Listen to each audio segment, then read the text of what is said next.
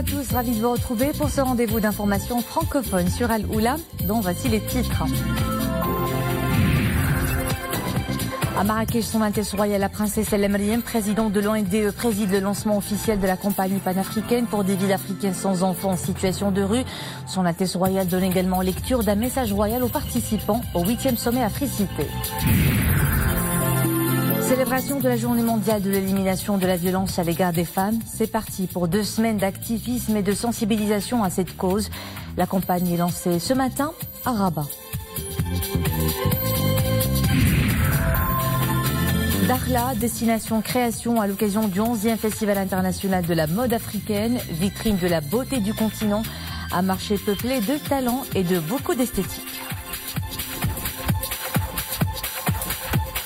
À la une de l'actualité, Marrakech, où son Altesse Royale, la princesse El Meriem, présidente de l'Observatoire national des droits de l'enfant, a présidé cet après-midi le lancement officiel de la campagne panafricaine pour des villes africaines sans enfants en situation de rue. Son Altesse Royale a ainsi donné lecture à un message de Sa Majesté le roi Mohammed VI adressé aux participants au 8e sommet Africité. Dans ce message, le souverain a particulièrement souligné que sans protection de l'enfance africaine, le continent ne saura relever le défi de son émergence, car sur les 120 millions d'enfants des rues dans le monde, 1 sur 4 est africain. Amina Allam, Nisri El-Hamdawi. Son Altesse Royale, la princesse Lalla Meriem, présidente de l'Observatoire national des droits de l'enfant, au chevet des enfants les plus vulnérables en Afrique. À Marrakech, son Altesse Royale lance la campagne panafricaine pour des villes africaines sans enfants en situation de rue. La cérémonie commence par l'exécution de l'hymne national.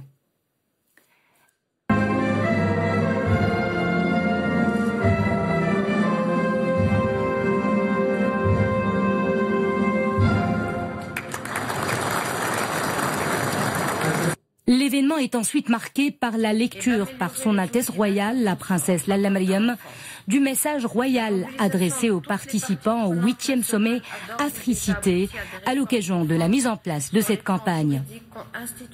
Dans son message, Sa Majesté le roi Mohammed VI salue la mise en place de la campagne des villes africaines sans enfants en situation de rue, et en particulier l'initiative qui en est la déclinaison pilote au Maroc, l'initiative Rabat Ville sans enfants de la rue.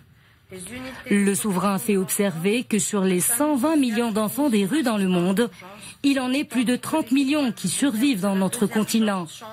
Un enfant des rues sur 4 est donc africain, tout en affirmant que ce chiffre n'est pas seulement accablant, il est aussi en contradiction avec les valeurs ancestrales de nos sociétés africaines, fondées sur la solidarité et la primauté de la famille.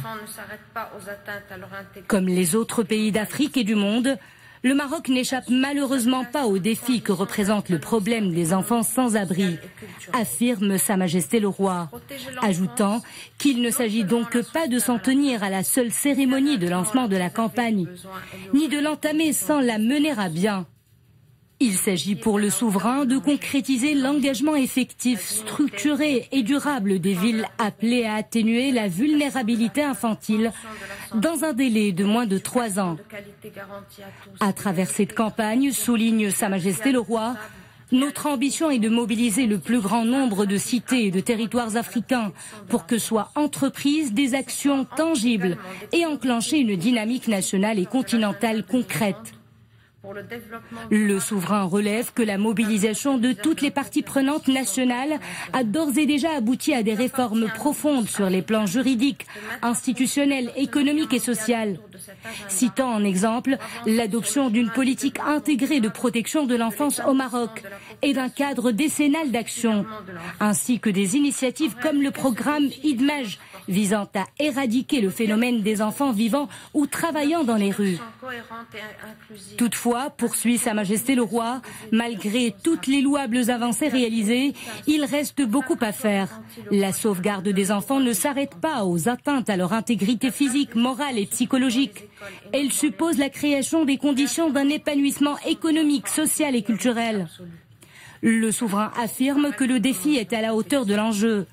La dignité, la paix, la réduction de la pauvreté, l'éradication de la faim, la promotion de la santé, une éducation de qualité garantie à tous, l'égalité garçon-fille, l'accès à l'eau potable et à l'assainissement constituent des impératifs importants liés à la protection de l'enfance. Notons que ce sont également des priorités et des objectifs au cœur de l'agenda 2030 pour le développement durable qui représente un véritable catalyseur de la coopération internationale. Il nous appartient à nous tous, Africains, de mettre à profit le partenariat mondial autour de cet agenda pour avancer sur le chemin du développement durable et de l'épanouissement de la population et particulièrement de l'enfance, insiste Sa Majesté le Roi. Dans ce sillage, le souverain souligne que l'avenir de nos villes et de nos nations dépend de ce que nous offrons aujourd'hui à nos enfants. Et nos enfants en situation de précarité ne sont pas invisibles, ils sont présents et ils sont aussi le futur. Notant que la sauvegarde de l'enfance est l'affaire de tous et les systèmes de sa protection doivent être renforcés. Sans protection de l'enfance africaine, l'Afrique ne saura relever le défi de son émergence. Sans protection renforcée des générations futures, l'Afrique ne pourra tirer bénéfice de son dividende démographique. L'heure est à l'action.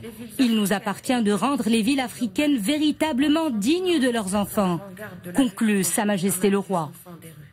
Je vous remercie. Wassalamu alaikum wa rahmatullahi ta'ala wa barakatuh.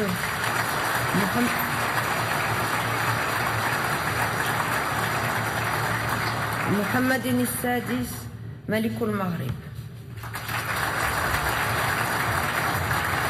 Par la suite, Son Altesse Royale la Princesse Lalla Mariam a suivi une vidéo d'animation baptisée « Appel à agir en faveur des enfants en situation de rue ». Son Altesse Royale la Princesse Lalla Mariam a ensuite présidé la cérémonie de signature de 3 conventions de partenariat et de coopération. Par la suite, Son Altesse Royale a posé pour des photos souvenirs avec des femmes élues d'Afrique et des maires africains adhérant à la campagne. Son Altesse Royale la Princesse Lalla Mariam a participé ensuite à une action symbolique avec les enfants au stand de l'ONDE, à savoir la signature symbolique d'engagement sur tablette. La gestion de l'urbanisme, c'est le plus grand défi des villes africaines. Face à l'expansion urbaine, les cités du continent s'organisent. Une évolution au cœur de tous les débats. 8e sommet Africité à Marrakech, où 6 nouvelles conventions de coopération et mémorandums d'entente portant sur la promotion de la décentralisation et le renforcement des capacités de gouvernement locaux ont été signés ce matin en marge de ce conclave qui ambitionne de relever le défi de la croissance durable et de l'édification de villes intelligentes. Écoutez ces déclarations du représentant de l'organisme onusien ONU Habitat. Donc je représente ONU Habitat dans cette réunion très importante parce que ça ouvre une nouvelle voie vers la coopération entre villes en Afrique pour échanger des bonnes pratiques et des expériences sur la meilleure façon de planifier les villes. Parce qu'aujourd'hui, nous avons une opportunité avec le nouveau agenda urbain qui donne toute une responsabilité aux villes maintenant pour prendre les actes nécessaires, les décisions nécessaires pour planifier les villes, pour attirer les investissements, mais aussi réduire les inégalités dans les villes africaines. Et aujourd'hui, nous saluons le leadership marocain de l'urbanisme que j'ai suivi depuis longtemps, et surtout par rapport à ces initiatives avec le FOMADO à Dakar, qui a été une réussite et un modèle. Et je pense que cet événement aujourd'hui ne fait que reconforter cette initiative qui a commencé à Dakar et qu'aujourd'hui les villes africaines ont une opportunité de grandir, d'échanger, mais aussi de développer les potentialités basées sur une coopération franche et bien fournie. Et puis sachez que la 9e édition du Sommet international des villes et collectivités territoriales d'Afrique se tiendra en 2021 à Kisumu, au Kenya. L'annonce a été faite ce soir lors de la cérémonie de clôture des travaux du 8e sommet Africité qui a donc eu lieu à Marrakech sous le haut patronage de Sa Majesté le Roi Mohamed VI. C'est demain que nous commémorons la journée internationale pour l'élimination de la violence à l'égard des femmes. C'est parti donc pour 2 semaines d'activisme contre cette injustice. 2 semaines qui s'annoncent intenses pour tous les défenseurs des droits de l'homme. Ce matin, la campagne est lancée sur le site historique du Challa à Rabat avec un lâcher de ballons orange, couleur de l'optimisme pour un monde meilleur pour celles qui constituent la moitié de la société. Mohamed Aït Jgar, Wissal Mghrichi et Silmazi. L'événement a lieu dans l'un des plus beaux sites historiques de la capitale, dominant la vallée du Bourg-Grec, le Chella. Mobilisation, sensibilisation. Les organisateurs font d'abord appel à des scènes d'art dramatique. Puis à la symbolique, très forte, de ballons aux couleurs de l'espoir. Pour un espace public que ces fillettes devraient pouvoir investir une fois grandes, sans subir d'harcèlement ou toute autre forme de violence. Au Maroc, des pas importants ont été certes franchis avec l'adoption de la loi 103/13 sur la lutte contre la violence à l'égard des femmes. Mais est-ce suffisant ? Cette loi est une très bonne chose. Elle s'inscrit effectivement dans une démarche constructive qui a été menée par le gouvernement du Maroc. Mais comme on le savait tous, la loi, le cadre juridique est important, mais ce n'est pas suffisant. Le changement des mentalités est important. Le changement des comportements est tout aussi important pour faire en sorte que les choses puissent vraiment changer. Au Maroc, la loi définit le périmètre de la violence à l'encontre des femmes, incluant notamment le refus du retour de la femme chassée du domicile conjugal, le mariage forcé ou encore la violence physique et le gaspillage ou le transfert de ressources financières de la famille par mauvaise foi.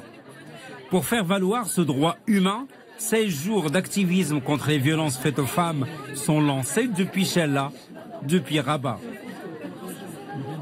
Il s'agit donc du lancement de la campagne onusienne pour l'éradication des violences à l'égard des femmes, qui démarre le 25 novembre, qui est la journée mondiale de lutte contre les violences à l'égard des femmes, jusqu'au 10 décembre, journée des droits de l'homme. Il y a un moment d'intensification de la mobilisation mondiale pour alerter l'opinion publique sur l'ampleur du phénomène. Et le message de cette année est de prêter attention, d'écouter le message de MeToo. 0.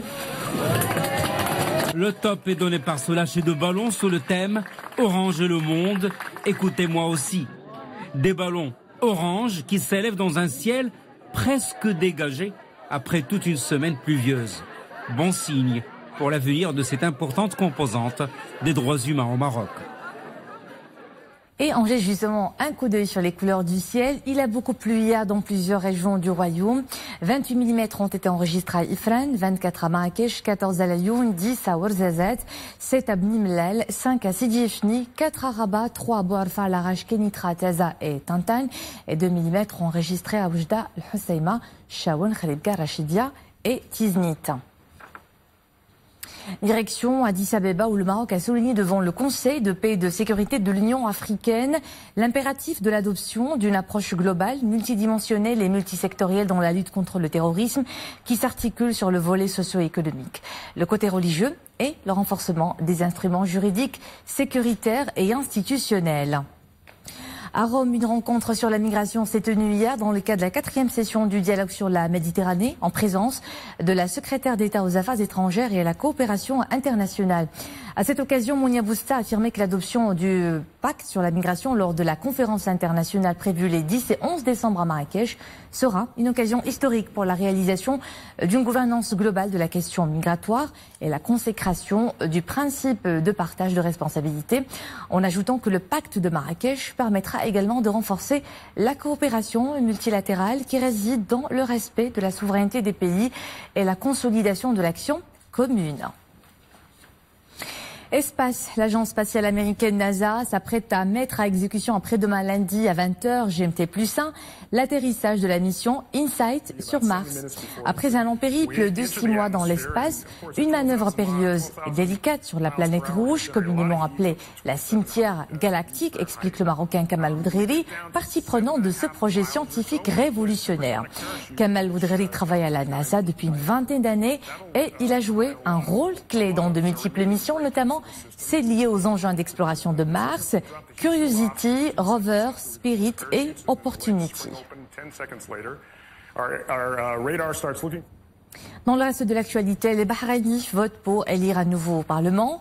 Au total, 293 candidats, dont 41 femmes, se disputent les 40 sièges du Parlement et les votes des 350 000 électeurs. Un scrutin municipal coïncide avec l'élection parlementaire. 54 bureaux de vote sont ouverts à travers le pays et les résultats sont attendus demain.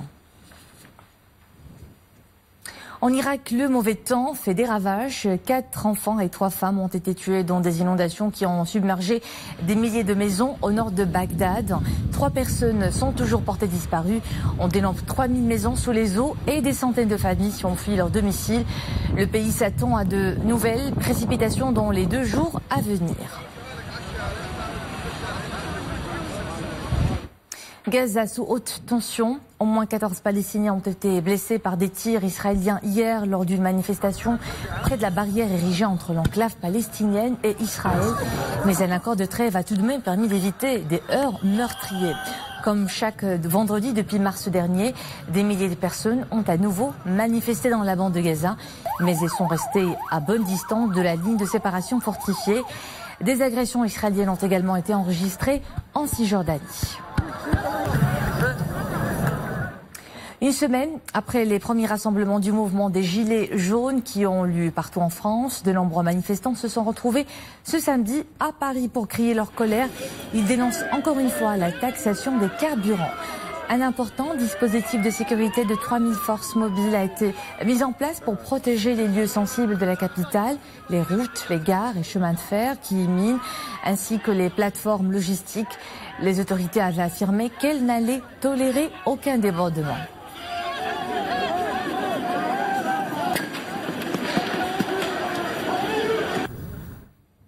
Dakhla de Place to Be, la perle du désert, est à l'heure d'un événement inédit, le Festival international de la mode en Afrique.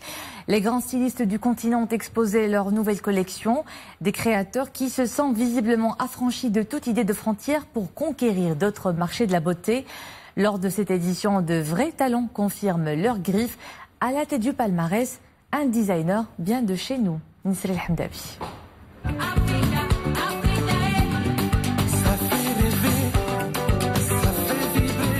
Des couleurs chaudes et flashy, des coupes amples au volume généreux, le tout agrémenté d'accessoires faisant ressortir la singularité de la griffe africaine.